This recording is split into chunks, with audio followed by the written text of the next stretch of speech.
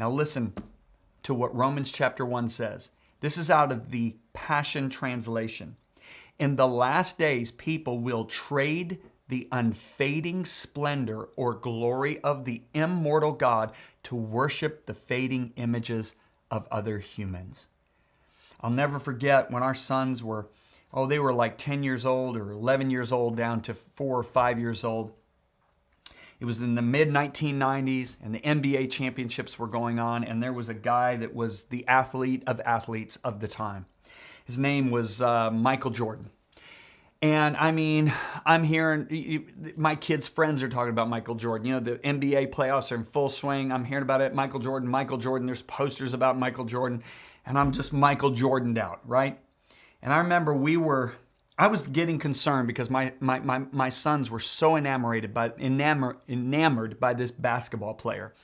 And I remember we were on the East Coast of the United States ministering, and the church put us right on the beach. And I remember the Atlantic Ocean was really stirred up that day. And it was throwing our little boys all over the place. I mean, they were trying to body surf and they were getting slammed, eating the sand because the waves slammed them in trying to body surf. And the ocean was powerful that day. And I remember Lisa and I, we brought the boys into the hotel room. I remember it had sliding doors, and on purpose, I opened the sliding doors so they could keep hearing the pounding of the ocean. And they were all wrapped up with their towels on the bed. And I said, hey guys, that's pretty powerful ocean, isn't it? They go, yeah. Whoa, Dad. Yeah. I said, it's also a pretty big ocean, isn't it? They said, yeah. I said, can you see the end of it? They go, no. I said, but you can only see a mile out. That ocean goes another 4,000 miles. I said, not only that, it's not the biggest ocean. There's another one on the other side of the country. It's called the Pacific. It's even bigger. And you know there's 2 others beside that. I said, do you know that God weighed every drop of water on this planet in the palm of his hands? And I said, guys, you're impressed that Michael Jordan can palm a basketball and jump from the 15-foot line and put it through a little hoop? They went, whoa. Well, what happened? It brought Michael Jordan back into perspective.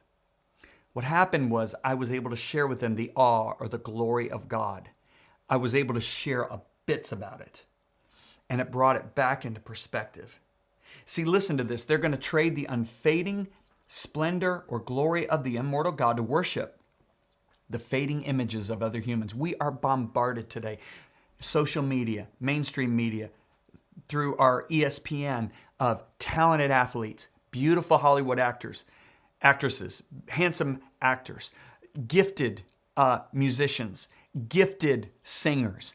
And we're getting so bombarded that we see this and it diminishes. It's so easy to diminish the greatness or the glory of God.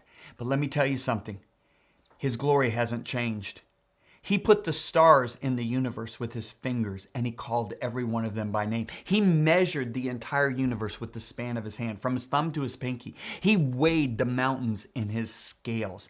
Are you understanding? This is why God says in Isaiah 40, to whom will you compare me? Who is my equal? Asked the Holy One. Look up into the heavens. Who created all the stars? He brings them out like an army, one after another, calling every one of them by name.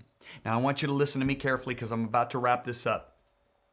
God has always had dwelling places on the earth because he desires to be with you and I so deeply. It started out in a tent.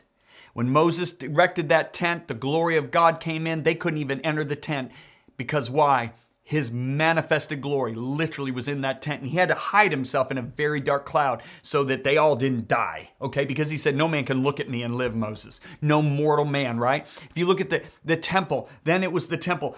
Solomon builds the temple. They dedicate it. As soon as it's done, the glory of God comes in so that they couldn't even go into the temple.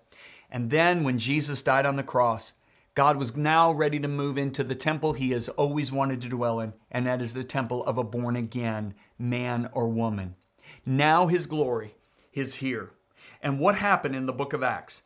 We have God manifesting his greatness, his glory, so powerful that we've got a man and a woman who come and bring an offering and fall over dead. Now, so many people have asked the question, wait a minute, what happened that this man and woman fell over dead? Well, in order to understand what happened, you have to really look at Acts chapter 4 first. I know the story happens in Acts 5, but in Acts 4, what happens is there is a man from the country of Cyprus named Barnabas who owns land and sells his land in Cyprus. Okay? He brings the money and lays it at the apostles' feet. I'm going to put it in today's vernacular. If you own land in Cyprus in those days, you were really, really wealthy. It would be like owning land in Newport Beach, like Fifth Avenue in New York. I mean, you had very valuable land. So this guy lays it at the apostles' feet in a church service, and then the very next verse, but. Now, here's where a lot of people miss it. The chapter, it's a new chapter. So the very last verse of Acts 4 says, Barnabas, a Levite of the country of Cyprus, having land, sold it, brought the money, and laid it at the apostles' feet. Now, the next verse is chapter 5. So people sometimes don't connect the two. But listen to how Acts chapter 5 verse 1 starts. But there was a certain man named Ananias who with his wife Sapphira sold some property. So this guy laying all the money at the feet caused them to do something. They go out and they sell probably their biggest plot of land. Now, why would they do this? Well, let's just kind of read into this. And I don't think we're missing it by doing it. Ananias and Sapphira probably had the reputation of being the biggest givers in the church at that time, right? And for some reason, they had shifted over from going, I want to be in an audience of one with God, to I want to be seen, I want to be perceived as the big givers in the church in Jerusalem. They go out and sell their big plot, but it's way too much to give, but they want to appear because they want the attention of the church back to them. So they say, this is everything we got for the plot of land. They want to appear. So what's going on? They're putting more emphasis on their projected image than on their actual image. See, we have three images. We have our actual image, our projected image, that's the way we want people to see us, and our perceived image, that is the way people perceive us. They are more focused on their projected image. They want to appear as if they're giving it all. And what happens? Ananias and Sapphira fall over dead. Now, there are so many people that have asked the question, wait a minute. I know pastors and leaders that have been lied to in my lifetime and nobody's fallen over dead. Well, if you look at what happens, Peter walks out of that meeting and he walks down the streets of Jerusalem and the sick are immediately healed. The power and the glory of God, just his shadow has to touch them, is so strong in this time that it heals every single sick person on the streets. They line them on the streets. Now, we can see a comparison of this in the Old Testament. When Moses built that tabernacle and God's glory manifested, God made a statement. He said, Aaron and his 4 sons are authorized to come into my presence. 2 of those sons were Nadab and Abihu. That's Aaron's 2 oldest sons. But in Leviticus chapter 10, verse 1, they come in and they offer profane fire before the Lord. Now, that word profane means to treat what is sacred as common, to treat what is holy as ordinary. When they do, fire comes out from the presence of the Lord and devours them, and they buried Nadab and Abihu.